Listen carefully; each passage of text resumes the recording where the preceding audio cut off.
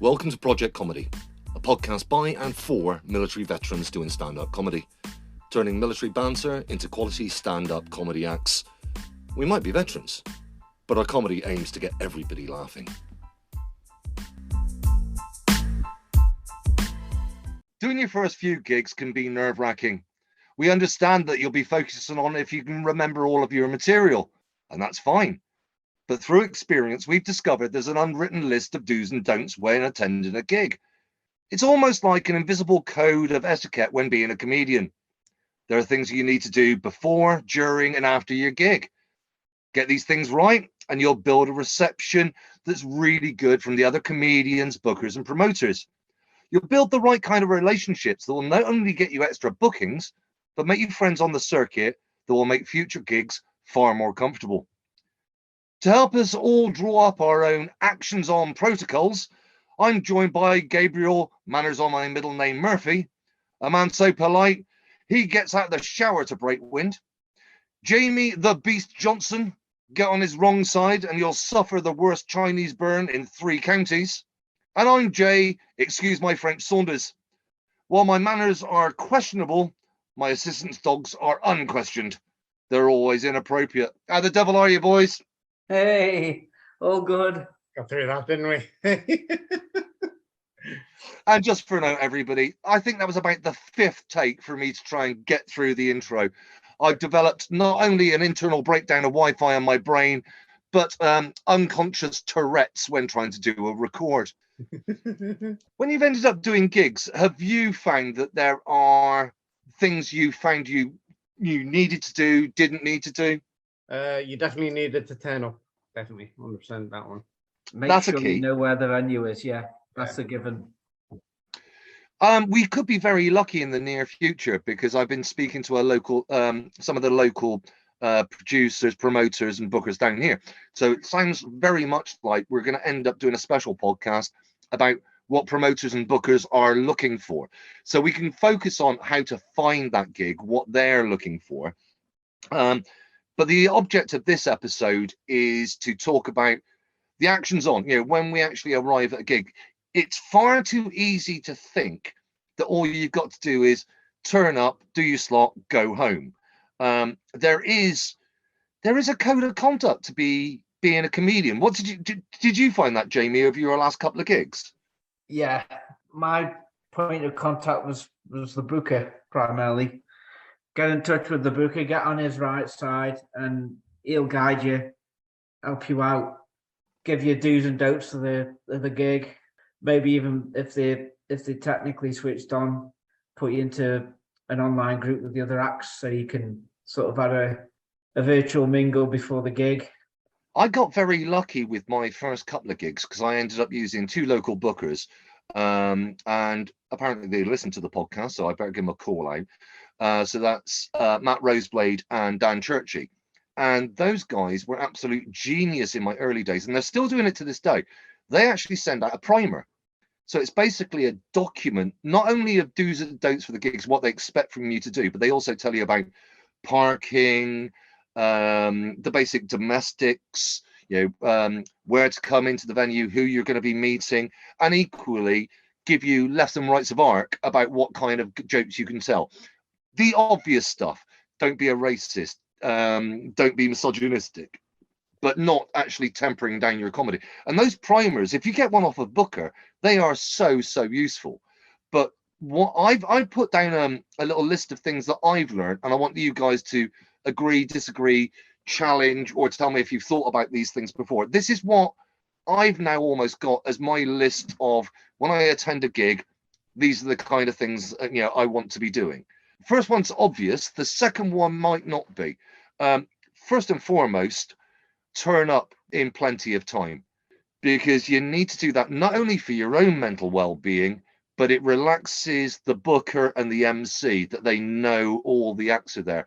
And I don't think people realize that you just can't, if the show's starting at 7:30, don't turn up 10 minutes before. You need to be there at least half an hour before the show starts. Have you done that, Jamie? Yeah, it does calm you down. You can get a recce on the surroundings. It puts your mind at ease, definitely. 100% agree. And it's also your perfect opportunity, especially in your early days, to thank the booker and get to know the MC. Yeah, you've turned up, you're a new act, you're new on the circuit. Actually saying thank you to somebody. Let's be honest about it. Being a comedian, it's all about praise. It's all about getting attention.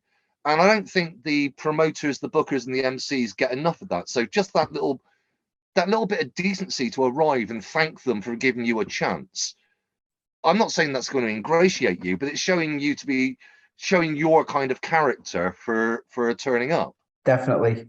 Yeah. See, I can only compare it to, like, you know, when I've done me fighting and stuff like that. Like, so I'd always turn up like an hour before and get into the back and, you know, warm up and chill out and all that sort of stuff. So. Oh no, totally. And it's like this bit as with a military mindset, this is automatic, but I don't think a lot of comedians think about it. And if you've got nerves turning up for the gig, maybe you would forget about it. But if you turn up in plenty of time, but offer to help to set up, ask if there's anything you can do to get the room ready. Yeah, in the military, that's what we did anyway. We're always, hurry up to wait, and if things need doing, we get it done. But actually, again, this is not ingratiating. This is actually just being a decent human being, seeing if there's something you can do to set the room up with the booker. And that's how could that ever not do you anything but a great favor with the booker? Yeah. And it can be something as simple as moving a few seats around or helping to put a sign up. We're not asking you to wire up the mic and the speakers and what have you, but something as simple as moving a couple of tables around to make a proper stage area, that can be a great help to somebody that's trying to run a gig. It's just like going around to your in-laws, isn't it? And just saying, like, they probably don't want you to wash up after a Sunday dinner, but, you know, you can offer, isn't it? Oh yeah, and it is that, isn't it? It's general manners, isn't it? It's sort of like more than likely they've got it all covered. But sometimes you'll turn up to a gig. For example, the gig I did last Tuesday, I turned up early. I knew my MC for the night was our guest last week, Pip Harris, and the room wasn't quite ready. And I went, right, mate, do you want me to start moving tables? Where do you want to place the stage? And he just went, brilliant, mate. I'm so glad you're here. Can you move it around in this area? And we were both discussing where we wanted our audience to sit. And it made me feel a greater part of the show. It made me more relaxed with the actual venue. And I'm guessing that it's even more pertinent for you, Jay, because you're just not catering for 2 legs, you're catering for 6, aren't you? So it is. I've also got to try and work out how I'm going to get on and off the stage with the dog. I mean, the one thing that terrifies me is a high stage. If there's no steps up to a high stage, how the fuck do I get the dog up there? And that can be undignified. I've only had that happen to me once, but at least I was prepared for it. The next thing may seem obvious, but it's so important. And that is introduce yourself to all the other acts as they come in. Because you want to know, we'll explain in greater detail a little bit later why you want to know every one of the comedians. But again, it's that point of being polite, pointing out you're a newbie, and getting to know the other people on the circuit. It number one makes you feel more relaxed, and it would be far too easy to forget to do that if you're nervous about doing the gig yourself. If you're just thinking, I've got to get through my material, the hardest people to entertain are comedians. So actually taking the time to go around and shake the hands of the people you're performing with, that makes a great difference. Yeah. What was it like? When you did your recent gigs, Jamie, what was it like meeting the other comedians? Did you take the time to go and see them? Yeah, I did. They'd be in sort of either a room at the back of the stage or in the case of the Holly Bush, it was outside in the beer garden. Just a place to sit and chill. I mean, there might be punters out there as well who are looking forward to acts. So they might be knowledgeable about the local area. So, that's another source you can tap into. So the other thing I want to point out is you might think you're going to get a chance to speak to them at the end of the show, but a lot of guys have traveled, guys and girls have traveled a long way to get there. So they might bomb at the end of the show. So getting a chat with them beforehand, that's the only time you're guaranteed you're going to be able to speak to comedians. Some may stay afterwards, but the beginning of the show is when you're guaranteed to get a chat with a few people. I've actually seen that happen. One guy had to leave sort of during the intermission. It wasn't because he was rude. It was the fact that he had to get his last train home. So Absolutely. that logistically these things happen. I mean, I'm really lucky. I can drive myself to and from gigs. Other people have to rely on public transport. So, like you say, if you can RV with them before the gig starts, spend some dips with them, then it relaxes you. Like you say, it relaxes you before the show starts. And not only that, you're priming the other comedians, and if they've known you and kind of like you just in that conversation, you're priming them up to laugh at your act. You're doing yourself a favor. Let's be honest. We're trying to get as many laughs as possible, and the hardest people to make laugh are fellow comedians. So if you've warmed them up to you beforehand, we go back to the basic rules that Jay Sodegar taught all of us: connection, performance, material. We're going in there. That conversation with the booker and with the other comedians, that's your first point of connection. You're connecting before you've even got on stage, so you're only doing yourself a good favor to make a good impression with the other comedians and the other people running the event. Even to the point of, at certain venues, say hello to the bar staff, because they may well be watching your show, so get them on your side as well. Which links me into my next point, because I've seen it go horribly wrong. Massive don't get pissed. I know it's nerve-wracking to get on the stage. I know there may be a temptation, especially for us servicemen. It may be a temptation to those of us that struggle with mental health issues and what have you, thinking Dutch courage will help me. It will not. It will not. It's fine to have a pint. It's fine to maybe have one, maybe two before your show, depending on your tolerance level. If you're abstinent, stay abstinent. But booze will not help your performance. If anything, it will destroy it. Have you seen anybody fail because of booze? Me. Jesus. No, I wasn't talking about your love life, Gabe. I was actually talking about stand-up comedy. Hey, I fail in life, basically. But it is a temptation. It is a temptation thinking Dutch courage is going to get you through. It will not. If you want to have a drink afterwards, brilliant. But don't spoil it before it started. Celebrate, don't prime, I think is the key that comes out of that. And the next one go on, sorry, Jamie. I've seen plenty of acts have a drink after they've been on stage, but I think I've never seen it firsthand, but it's stories about what can happen if you do have a one too many, and it's for all the effort you put in to get into the gig and doing the preambles, just to throw it away because you've had one too many, you've had a skinful. Yeah. Oh, totally. Why do that? The other one I've learned, and I've learned this one through experience, is work out where you're going to watch from.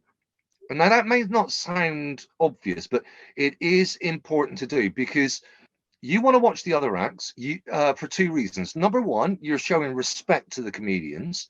But number two, what you're trying to do is you're trying to work out how you're going to make connection. And the only way you can make connection is you understand the room dynamic. This is why in your early stage of your career, I would always ask the booker or the MC if you can get a middle slot. Don't be first on, don't be last on. First on, you can't feel the temperature of the room. Last on, it almost makes you look like you're the headliner. So why place yourself under that kind of pressure? So ask for somewhere in the middle, so you get a taste of the room, but equally you're not placing yourself under the pressure of, oh, the last act's got to be the greatest. So you've got to work out where you're going to watch. And let's be honest about it, the most important people in that room are the audience.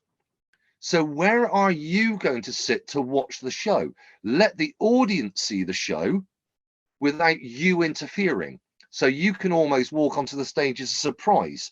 Don't set up a little green room where every one of the audience can see where all the comedians are sitting. Am I making any kind of sense with what I'm saying with that? You don't want to be taking center stage, isn't it? You know what I mean? Like having everyone around you. In the comedy kiln, they've got it quite a good setup, because their green room is so you sort of come up the stairs, you turn left, you go onto where the stage is, where the audience sits and where the stage, you turn right, you've got the green room. So yours sort of behind the audience. Yeah. So you're out the way. That's really good. So you can see the acts on the stage, and you can kind of get a good overarch of what the room's going to be like, without interfering with the acts or the audience. I remember when I did my last run at Puns and Roses, that's normally, we don't tend to get too much of an audience up there. But I made sure I stood at the back of the room. The audience that turned up that night was huge. It was far higher numbers of audience than we normally expected. And the first thing I did as I started seeing people coming in there looking for seats, I instantly stood up and went, here's an extra seat. Do you want to go and sit on that? And that set up other comedians to go, fucking hell, yeah, I need to be doing. I should be standing at the back of the room. It's the punters need to sit down and be relaxed. And that wasn't leading by example. That's just being a decent comedian, remembering who's the most important person in the room. And that forced us all to actually get to the back wall to enable the audience to get the best possible room. It isn't about my comfort at that stage. It's about the audience being comfortable and being able to enjoy the space, because they're the people that actually set the room, isn't it? You want to big yourself up a bit more? Yes, ladies and gentlemen, this particular podcast episode is run by Jay Saunders. Please book me for every gig. I'm a total gentleman. The other thing you want to think about, and it will come, we'll reinforce this at the end of the podcast, is the fact of where are you going to be able to record your show from? I'm not talking about necessarily your record is going to go up on YouTube, TikTok, Instagram, those sort of things. It's for your own notes. So where could you place your phone, your camera, etc., where it's not only going to be able to see your performance, but most importantly, how are you going to be able to press the record button without interfering with you walking through the audience or being delayed getting to the stage? How are you easily going to record your show? These things need to be worked out well in advance of the actual show starting, because actually that video of your performance will be great for your learning process. Yeah, another benefit to speaking to comedians beforehand, because you might have to ask one of them to hold the phone for you. In the early days, it's going to be hard because you feel a bit cheeky about asking them. But once you get to know a few guys, I mean, I've lifted up my phone before now, and then one of the guys I know goes, give it here, I'll record it for you if you record mine for me. Bang, there we go. And that's, that's another piece of decency you can have. If somebody's struggling to set their camera up or their phone up, go, well, do you want me to record your set for you? Because I'd really appreciate if you record mine. Bang, you're already doing favors for others. Again, it's not ingratiating. It's just being a decent human being and helping out other people on the circuit. Gabe, take note. Yeah. Gabe, take notes. You need to be a decent human being, mate. I'm sorry. I know that's going to be the hardest part of your performance. It's part of my. Stop buying them Guinness. There's part of what makes me me. You know what I mean? You're saying be yourself, and I'm a cast, basically. The next thing I wanted to point out is make a note of the running order. That will always be arranged on the night, unless it's a very special evening or you're performing with semi-pros and what have you. But make a note of the running order. There's two reasons for that.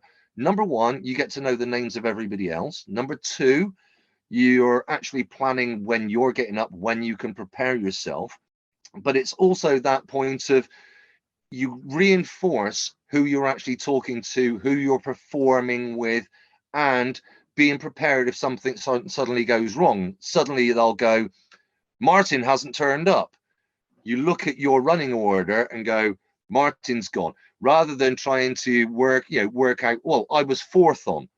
If you only have thought of, I'm fourth on the bill, and you don't know the names of the other acts, you can trip yourself up because you suddenly may find yourself elevated to third up. So make a proper note of the running order of who's on that night. It's just planning, isn't it? It's just like, having your contingency plans and stuff like that. Isn't it? Totally agreed, mate. But these are lessons I've learned through bitter experience. My brain on the first couple of gigs went, oh, where am I? Oh, I'm first. I'm fourth on. I'm fifth on. And I hadn't bothered to write down the names of the other acts. And then suddenly goes, right, things are changing because so-and-so's gone. And I'm there going, so where does that put me? And the booker's just looking at me going, what, you're one up now. And I don't know who's been cancelled because I hadn't actually forethought make a note of every one of the comedians' names. It is a very, very simple thing, but if you get it wrong, it can trip you up on the night if you don't get it right. Okay, another one. For And anyone this is who wants to deal with me, by the way, I'm really sorry. I'm shit with names. So same here, mate. no, Same here. I'm not just being a rude twat. I'm a forgetful rude twat. Oh, totally. I am exactly this. This is why I make a point of friending them all on Facebook, because that way, before I turn up to a gig and I see their name appear again, I know the name, I can't think of the face. Quick, click on their profile picture. Fucking hell, I now know who we're talking about. That helps my brain so much when turning up to future gigs. That really does help me. Again, another piece of decency to make the show run and set the room. Make sure you applaud every single act on and off the stage, and that includes the MC. That just puts some temperature in the room. That encourages the audience to start doing exactly the same thing. And you'll watch all the other acts doing it and what have you. It's just a basic level of decency. Don't be staring at your phone and what have you, or trying to remind yourself of your script at the beginning and end of people's acts. Just taking the time out to acknowledge them onto the stage and off the stage. You want them to do the same for you, so why are you not going to do it for them? Definitely. Yeah, can't argue with that. Be a mirror. Absolutely. Act the way you want to be treated is the way I look at it. The next one I want to talk about, one of these is controversial, the other isn't, and we've sort of touched on the second one a bit. The difference between bringers and stayers. Now, I've got a personal view on bringers. I detest them. I don't think they are gigs that I ever want to attend. Well, actually, it's a gig I can never attend because I'm a solo lonely git. A bringer means that you've been booked, but you've got to bring a set number of people with you. It's to fill out a room. To me, that is not the way you run a gig. You're either good enough to be there or you're not.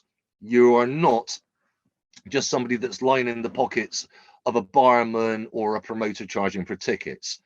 So be aware there are bringers and stayers. If you want to do a bringer, do it. See what your experience is. If it's a good one, great. Let us know. We'd love to hear about it. But just be aware that's what the term bringer means. They may well be, well, they are saying to you, you've got to bring a set number of people with you. The bigger point here is that of a stayer. A stayer means you are required to stay to the end of the show. That's basically, so can you imagine what it does to an audience if you turn up, you do your act, and then the audience watch you walk out? Okay. The audience are going to think, well, hang on, he's a comedian, he's not bothering to stay for the other people. Why am I going to bother to stay for them? And that encourages them to leave. It is a rude thing to do. However, one space. There is an exception to that, exactly as Jamie was talking about. If you've got to leave early, explain why to the booker and to the other comedians. It's not just telling the booker, it's telling the other comedians. And a classic example of this is where I gig the most in Portsmouth and Southsea. The trains out of Portsmouth and Southsea are appalling. They leave really early. And we get guys traveling down from London to do our gigs. But there's no way they can stay to the end of the gig and catch their train back to London. So for them to do a stayer, why are they going to pay 60 quid to stay in a travel lodge just to stay for a free gig they haven't been paid for? So be open, honest about it, but wherever possible, stay to the bitter end of the gig. Just a quick question there, Jay. Is there anything good in Portsmouth and Southsea? This podcast is not sponsored by Portsmouth City Council. Let's be honest about it. Portsmouth, there are some brilliant things around Portsmouth. There are some brilliant things about Southsea. But it's not Oxford. It's not London. It's not Manchester. It's a very student-heavy environment that can work in your favor for audiences. But actually, it's a place of culture. I wouldn't put it up there unless culture is purely around D-Day in the Royal Navy. It's a strange place. It's a strange place. I love it. I gotta admit, like I'm one of these people that'll always pick on everywhere, you know, because everyone will always slag off somewhere else. You know what I mean? People from Absolutely. Sunderland will slag off Newcastle. Everyone will slag off like. You do realise by me saying that, you know, Portsmouth is dog shit city, I've just made myself exceptionally popular in Southampton. Southampton listeners are now cheering massively. You've got to give them something, haven't you? The next one is an obvious one, I like to think. Make sure you watch the other acts. If you've got things like I do, you know, like PTSD, and you've got nerves and things like that, that's why it's important to speak to the comedians beforehand. If you've got a duck out to reset your brain, if you've got a duck out because you're nervous, it's your first gig and things like that, turn around and let the other comedians know before the show, going, do excuse me if I have to duck out. It's either because I'm trying to ground myself because of something like PTSD, or I'm so nervous I'm going to forget my material. Please don't take it personally that I've just had to break out of the room. But if you're there and you don't have those issues, watch the other acts. And that's important for two reasons. One, again, it's where your relationship with the MC, the booker, the promoter, and the other comedians. And secondly, that's going to enable you to connect because you're able to read the room. What jokes are landing? What jokes aren't landing? Are there certain topics the audience don't like? Are there certain deliveries the audience don't like? So it is massively important on multiple levels to watch the other comedians perform. Yeah, I've got to admit, like, it's hard as well, like, you know, with certain places, you know, when you know you're just not going to fit in. Like, I remember a fight I did. It was up in Carlisle, and a load of the EDL were there. And Oh, hello.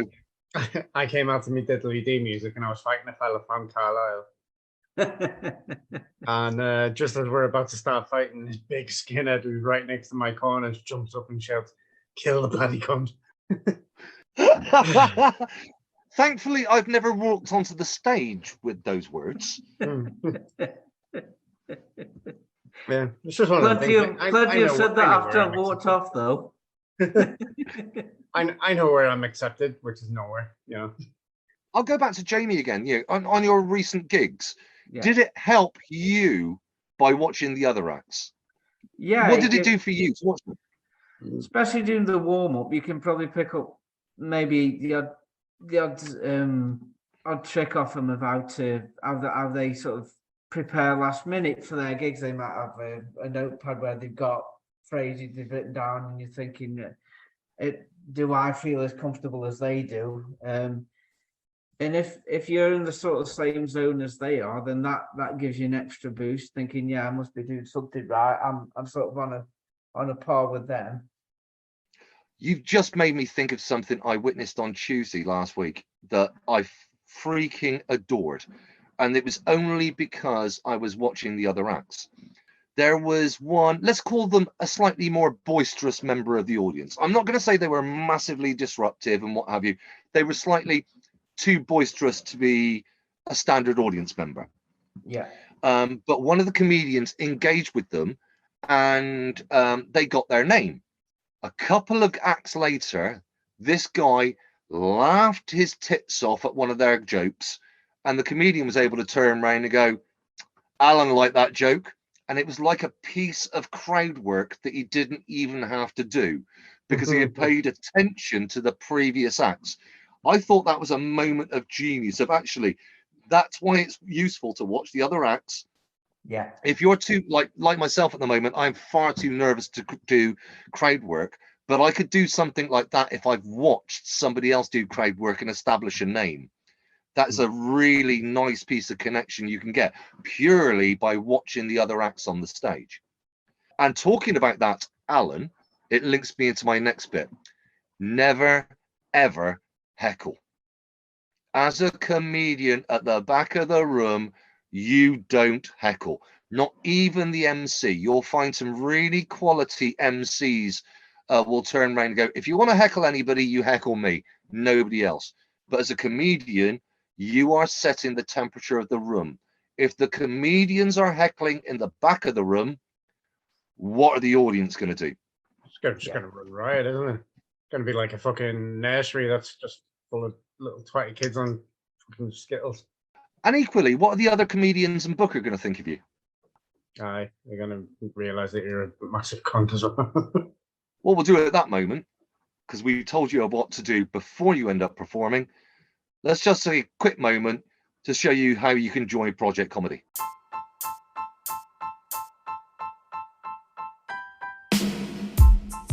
Would you like to join Project Comedy? The reality is, it couldn't be much simpler. All you have to do is get on the internet and find your way over to the Project Recce website. That's Project, the word Project Recce, as in RECCE.org. O-R-G. Have a look in the upper right hand corner, click on the menu and click on Project Comedy. Scroll down there a bit and you'll find a link that says apply now. That will send an email to one of our ambassadors. If you're even more bored, scroll down a little further and you'll actually see a couple of our ambassadors making tits of themselves on the stand-up comedy stage. Nonetheless, just click on the link, get in contact, and you can be as funny as you want to be. So now we've spoken about the do's and don'ts, the kind of etiquette before the actual performance. I don't know if you've encountered these things. These are the things that I've learned by osmosis and by experience. When you're actually up on the stage, one I didn't even think was a rule, but discovered very early on is when you want to direct a gag at somebody, never direct a gag at another act that's on that night. Number one, you could throw them. Number two, you're breaking the mystery of who's coming on the stage. You may even be breaking their preparation, but it is a no-no to start referencing somebody you know in the room. There are exceptions to this. I know that. That happened to us on Tuesday night because we had a very light audience, and a great friend of mine ended up pointing loads of gags at me because I was the only person in the room she could talk to. But it is generally seen as a no-no. I'll turn around to Gabe first because you let's be honest about it, mate. You've not been up front on the stage as frequently as we have. But how would you feel if you're preparing to go on the stage and one of the acts suddenly started asking you loads of questions before you went on stage? It'd be massively distracting them. If you're running through your own things and you're getting your own headspace right, it's throw you off big time. That would throw me off anyway.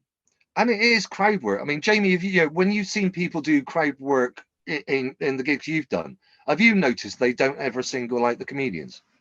Yeah, they focus on the audience. Yeah. I think the thing is though is like the comedians, the acts, and everyone else. They're not the crowd, are they? So if you're doing crowd work, you've got to do crowd work with the actual fucking crowd. I mean, there are exceptions to this. I mean, if you built up a really great relationship with the MC for the night, I've done it. I've done it with Pip. In fact, I did it on Tuesday night. There was a line that's not quite risque, but it was just, a little bit of a piss take. And I just went, well, I know Pip well enough to do it. I can deliver that line to him. So I was able to do it. And he was able to reference it in his MCing. So I knew it was going to work both ways. So don't take it as a hard and fast rule, but be considerate of the other acts going on the stage. It's exactly the same as heckling. You don't want to be heckled on stage. So why are you going to ask somebody that's equally as funny as you to reply back and run the risk that what they're going to reply back is funnier than the material you've just written? So Go for the amateurs, not the unpaid professionals. Go for the amateurs and let them lead you through on it. Another thing that, again, this should be obvious, but I've seen people make the mistake. Don't insult the MC. it's when we went through our training and we're talking about connection and what have you, and we've talked about people bombing before you and what have you, but what benefit can you ever get from insulting the MC? You know, if you don't think they're doing a good enough job, well, that's your own personal opinion. How are you going to get a booking again? It's usually the punters that do that. Anyway, so with any MC worth his weight will manage that quite well. So why give him extra ammo? You know, let the punters heckle the MC if they wish, and you know, you concentrate on impressing the MC. Another thing that I've learned, and I've actually seen it on a few primers and what have you, everybody loves the term drop the mic.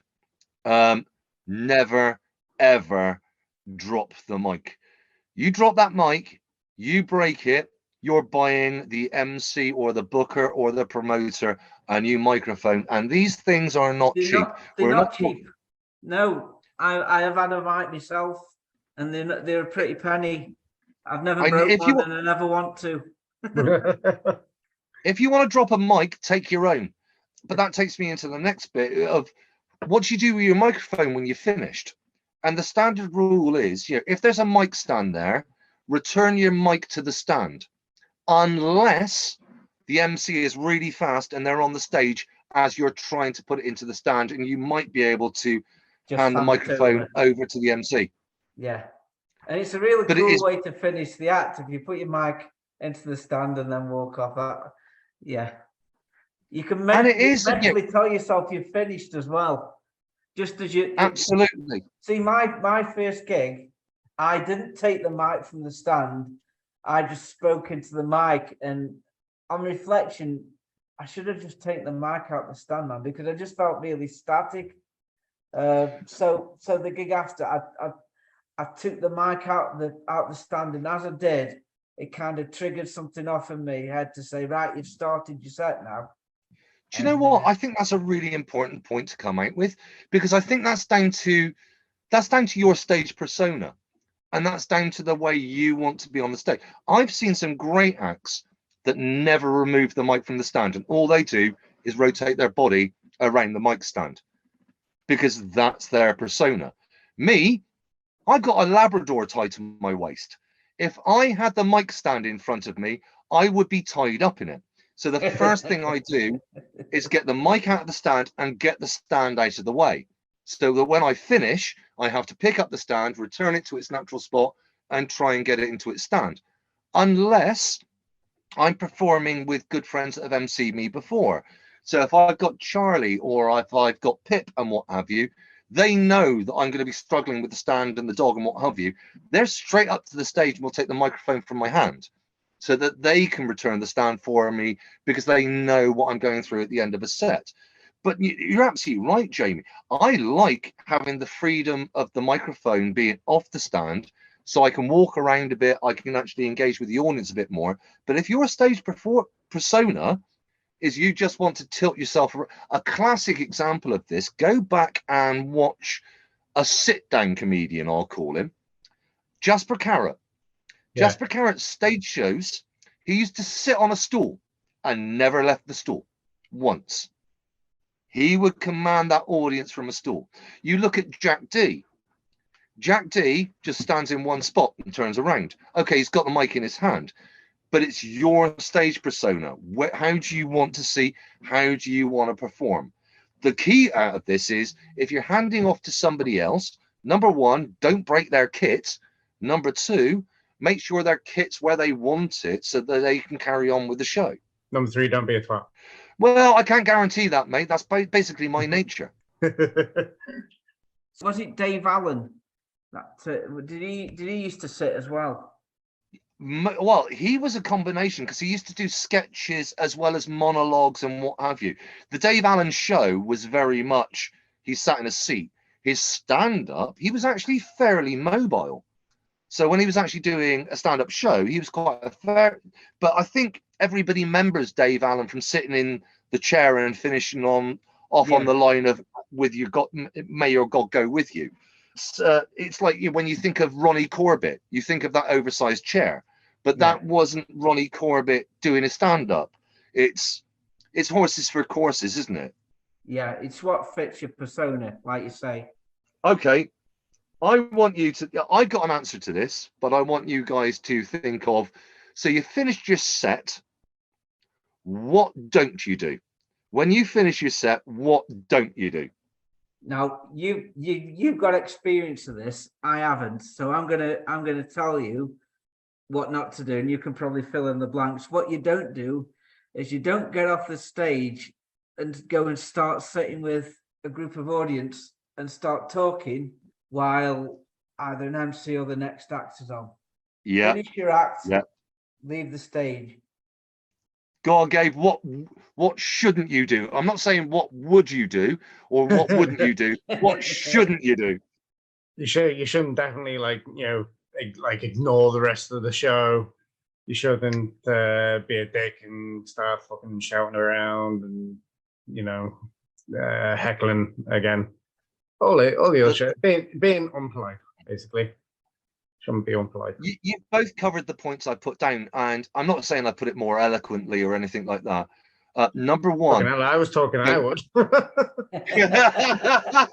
Darling, you're always eloquent. You're always eloquent. The points I put was number one, don't showboat. If you've had a great gig, don't come jumping off the stage, punching the air and blah, blah, blah, unless that is your stage persona. Yeah, you finished your bit, your turn's done. Get the fuck out of the way. Get to the back. Do not interfere with the audience, blah, blah, blah. You finished your turn. It is now time for the MC to get the limelight so the MC can give the limelight to the next act, because that's the courtesy that's been given to you. So showboating and loitering in the audience or high-fiving them on the way out, unless they're still giving you a round of applause till you get into the back of the room, what the fuck are you fucking doing? And exactly what Jamie said, keep out of the way of the audience. Yeah, you've had a great gig. That does not excuse you sitting down with the people that really liked you and talking about your performance all the way through when I'm on the stage trying to grab the audience's attention, because that has happened to me twice now. Yes, Steve. Yes, who? I don't know, Steve. Steve. I don't know a Steve. Honest, ladies and gentlemen, Jay Saunders does not know a comedian called Steve. All Steve comedians are allowed to play with Jay Saunders. Okay. That's a different show, that. No, that's going to be my new OnlyFans channel. Jay playing with other comedians, especially ones called Steve. Name Steve. So let's talk about what happened here. The gig's over. Everybody's performed. Oh, sorry, no. I'm going to correct myself. When you're passive and watching people come on and off, again, I think this should be basic knowledge, but there's a way you can enhance it. Make a point to congratulate the acts when they come off the stage. When they come off, go, well done, and what have you. And if you want to be better about it, because this is a behavior you want to see out of them, if you can have something specific you can say that you really liked about their act, because that is positive feedback, and we want positive feedback when we come off the stage. So it's not going to happen unless you're doing it. So have some courtesy to congratulate people when they come off the stage. But if you can find it, turn around to them, I love the gag about this, or I love the way you did that crowd work, or I love the way you dealt with that heckler. For me as a comedian, when other comedians have said it to me, that is so valuable and makes me feel so good when I come off the stage. It does help if you can relate to one of the other acts' sets. I mean, I was chatting to one of the other acts on my last gig, and he'd mentioned something about imposter syndrome, and I said that I could really relate to that. And yeah, it was he did take that as good feedback. So yeah, and not only that, it makes them feel like they're actually not just standing in front of a stage and just riffing off what they've memorized. It does actually have value to people. If you've got a comedian going on the stage telling a message, so for example, you guys know I do a lot of stuff about PTSD. When people tell me that's help them with their PTSD and what have you, God, it means the world to me. It means I'm doing the right job.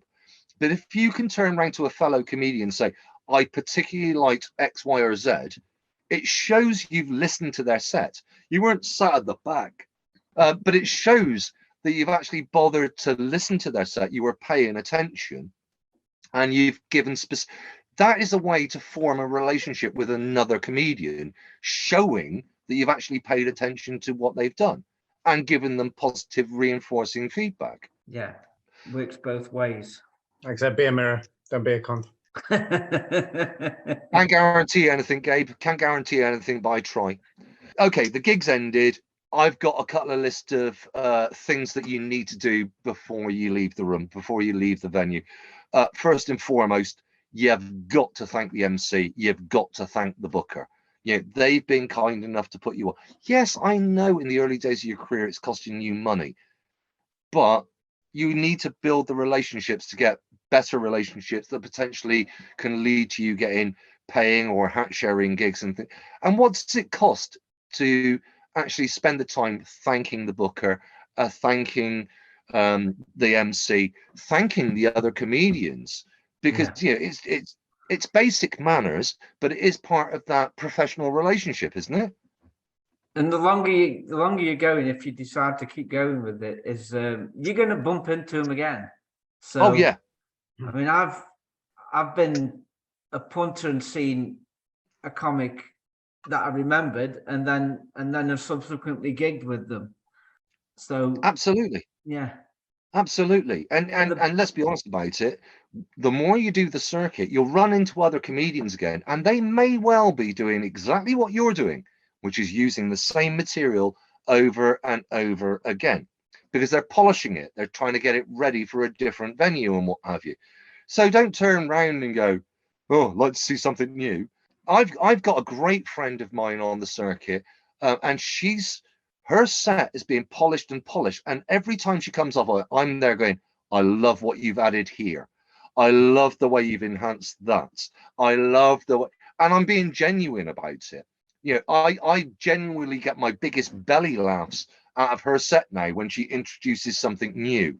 And I'm there going, I wasn't expecting that. I thought I knew where you were going, but you surprised me by bringing that in. And every time I've said it to her, I can see her confidence levels going, oh, good. I'm glad that worked. I'm glad that worked. And bless her, she does exactly the same for me. When I wasn't expecting you to drop that in. I wasn't expecting you to drop that in. I thought I knew exactly what your next gag was going to be. It is a mutual appreciation club. When you're actually on the circuit, you do need to be bigging each other up. and the best thing a booker could say to you after you've thanked him is, "No problem. You can come back anytime." Yeah. That's your magic moment, isn't it? When they turn around and go, would you like this gig? And that's what it's all you've linked me perfectly, Jamie. Especially in your early days, this is the biggest tip I can give, not just in your early days, but if you've got a new booker, a new promoter, after you've thanked them, turn round and use 3 words. How was that? Not how was I? Turn round and go, how was that? Let them start giving you some feedback on what your performance was. You're not asking, was I good? Did you love me? Can I get another booking? It is that moment of, how was that? Did I do what? Me? Most importantly, think about what a booker wants. A booker wants somebody they want to bring on to something else. Yeah, they want somebody that they can call upon. So the question was, not was how was I? How was that? Was that good enough for you? And then I always, when they give me their feedback and what have you, I always go with a couple of my very brief learning points. I'll turn around and go, yeah, I was rushing a bit too much because the nerves got to me. So I know I've got to slow down in points. Or I'll go, yeah, I just need to develop a bit more courage to do a little bit more crowd work. Or, yeah, I was surprised I was able to deal with that heckle. Actually showing them that you take the business seriously is making you look more professional by able to critique yourself rather than going, please tell me you love me and you're going to book me and you're going to pay me £8 million for the next gig in this pub. It is that point of, how was that? I've listened to you and this is what I'm going to do different next time. It is building that professional relationship. Am I making sense? You don't want to sound like a needy chick. Exactly. I am a needy chick, but I don't want to sound like one. I don't know why I said needy chick as well, because the guys could be exactly. Mate, it's been so long since I've done it, and it's so cold on this boat. I think my outies turned into an innie, so I think I qualify as a female now. It's like you going for the trans. You can joke about trans jokes now. Yeah, I'm seasonally transsexual. During the winter, I'm a female because it turns into an innie. I'm only a male during the summer. Instead of seasonally associated depression, seasonally associated gender. Oh, mate, can I steal that? Can Yeah. I steal that? Can I use that one? Yeah, well, Seasonally adjusted sexual gender disorder. I like that. That is going to go into a routine. And the other one, if they're still about, have a chat with the remaining acts because they've now seen you. So the guys that haven't had to travel, the guys that are remaining, have a chat with them. Tell them what they did good and let them turn around and talk to you about, number one, what you did right, what you did wrong. Take everything with a pinch of salt. Speak to us in Project Comedy. We'll tell you if it's valid or not and what have you. But you may well get some great learning points out of it. Equally, that's the point where you can find out about other gigs, other bookers, places you can connect, other Facebook groups or WhatsApp or Reddit chats and what have you. Lots of the networking can be done immediately after a gig because they've seen you do something for the first time. Valid. I love the one-word response. That's going to make the podcast sound so professional, Jamie. Fucking love it. Succinct and to the point. yes. I love you guys too. And I'm going to edit it so you both look like dickheads. Mate, you've seen this. Do you think I don't know that I look like a dickhead? It is a podcast, but I may have to put it up on Project Comedy when we put it there. Just a screenshot of your fucking face now. The final bit may not make sense to many people, but we have been disciplined by the legend that is Jay Sodigar. Post-show notes. It is so important to make post-show notes. This is, again, why it's so important to record your gigs. It does, again, we go back to this point of, doesn't mean it has to end up on social media. It's for you. This is a profession. It is a skill. You need to be able to make learning points out of it.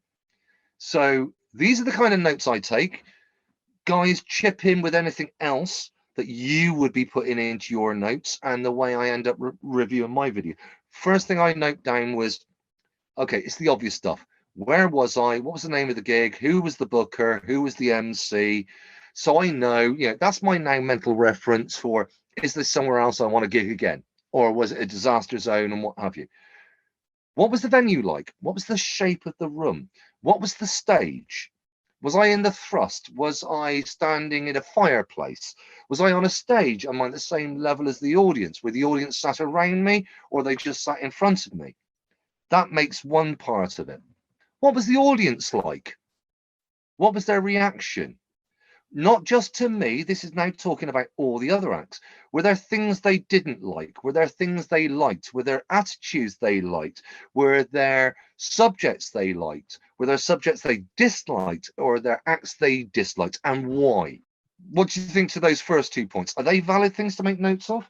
Yeah, it's important to know what they disliked, because if you go back to that venue and gig, you've got ammo on what not to put into your set. I know it could be different punters in exactly the same room, and no room is exactly the same each time, but odds are that generally it's going to have pretty much the same attitude. Generally, is the same type of people. I mean, you wouldn't find the same room as Stoke as you would in somewhere like Oxford, would you? Two different classes of people. Absolutely. What are you trying to say about the people in Stoke? No disrespect to either. Just purely geographical. No disrespect to either, but Stoke's below Oxford. But psychologically, I think this is important to do, because what you're actually doing is, number one, you're distancing yourself from what you're going to write later. So you've written down about the room. There was nothing you could do about the room. You've talked about, the layout. There was nothing you could do about the layout. When you actually start writing about the audience in terms of how other comedians were received, how the MC was received, that enables you to be far more realistic about writing what happened to you. If you've watched somebody else bomb, if you've watched somebody else massively succeed, it's separating what you're later going to make notes about your own performance. You're now seeing it in context rather than it taking it personally. Am I making sense with saying it that way? Yeah, it's kind of like Yeah.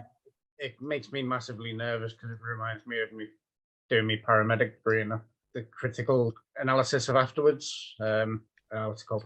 The reflective logs and all that sort of shit. Yeah, mate.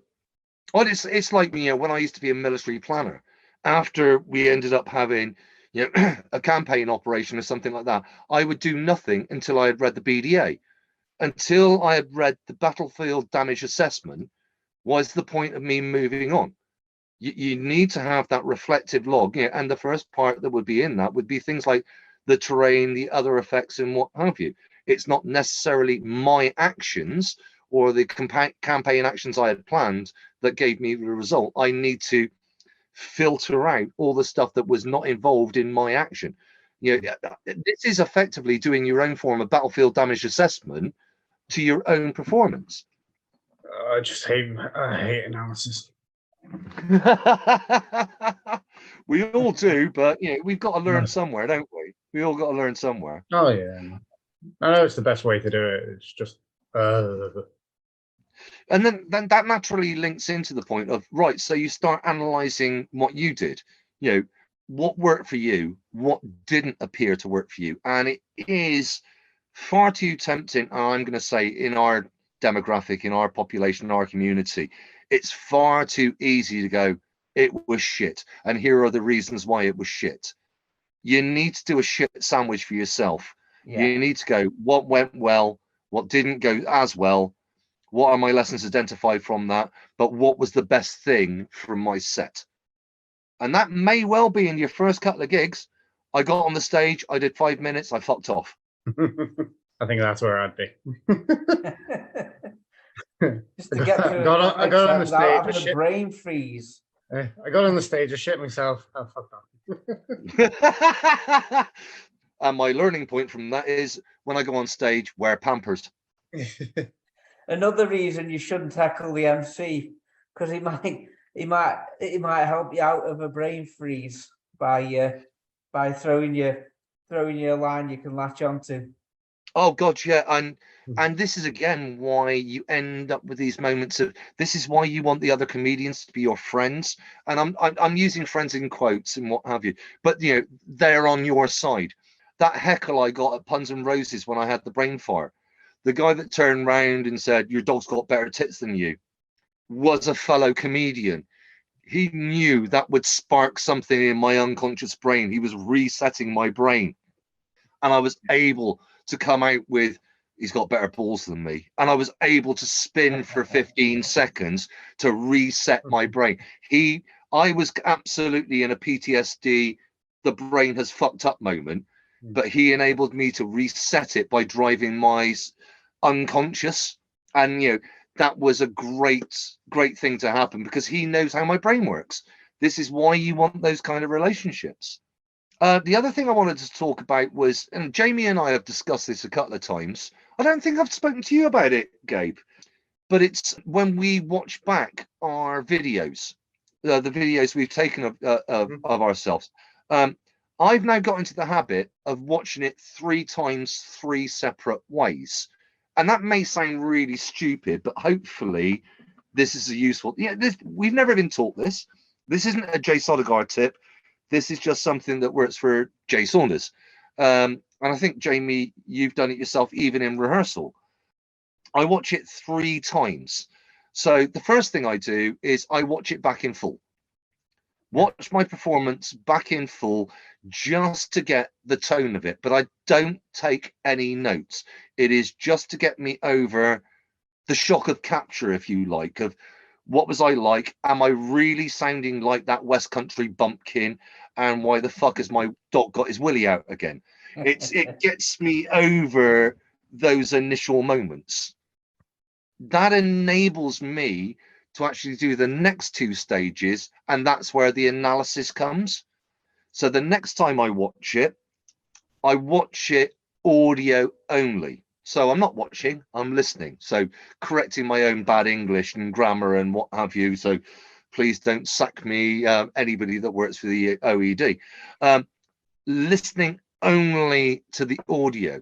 The reason for that is, number one, it enables me to check my material. Number two, it enables me to check my vocal performance. We go back to that point of connection, performance, material. Am I actually inflecting my lines the right way? Am I placing the right kind of influence and what have you? And the one I didn't realize it was going to do for me, you actually hear the audience.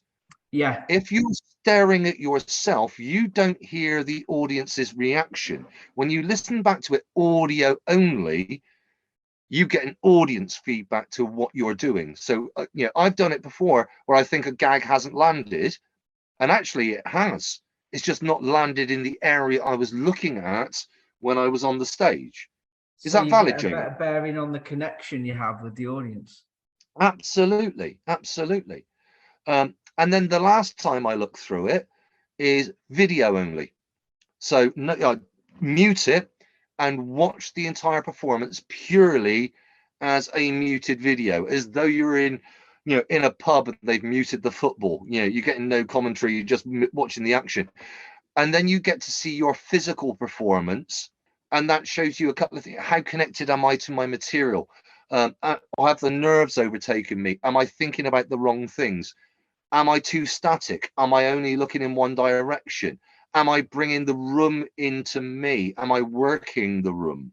And that enables me to make a proper critique of what I've made notes on before. When I've made those notes of what worked, what didn't work, doing that 3 stages of watching my video, getting over the shock of capture, listening to it, watching it, really enables me to get a true perspective of it. Otherwise, I'll be trapped in my own brain and my own emotions. Yeah, I particularly like listening to just the audio because, like you say, I can hear the connections better. When you're doing the gig, it's easy to miss things because you're concentrating on delivering your set. It's like sitting on your shoulder when you're watching it back.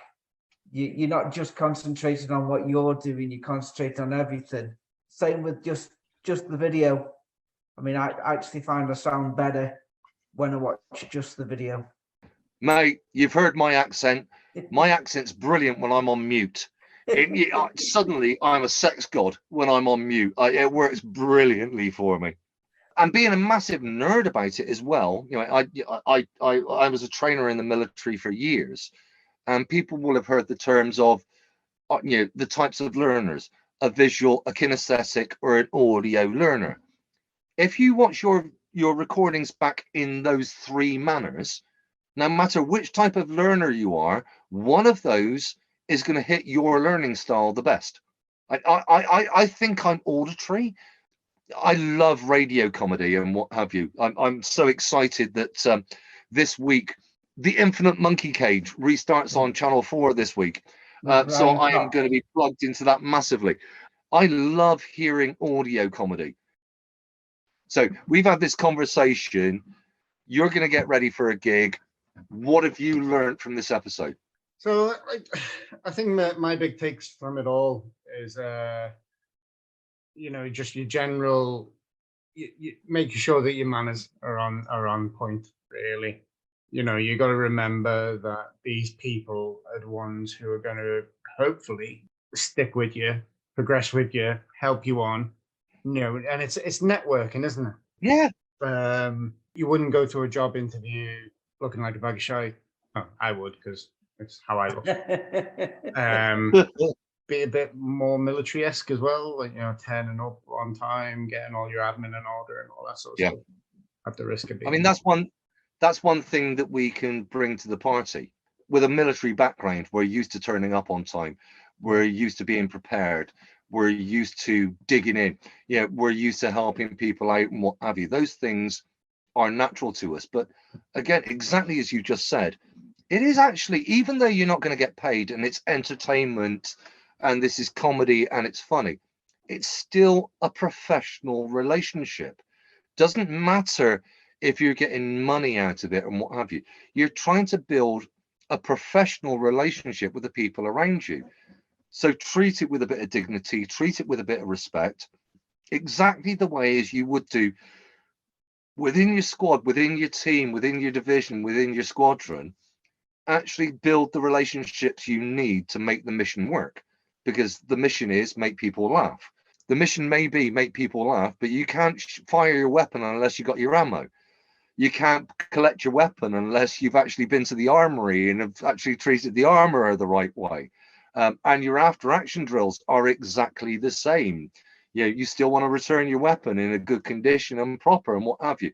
It is before, during, and after. It's a professional relationship.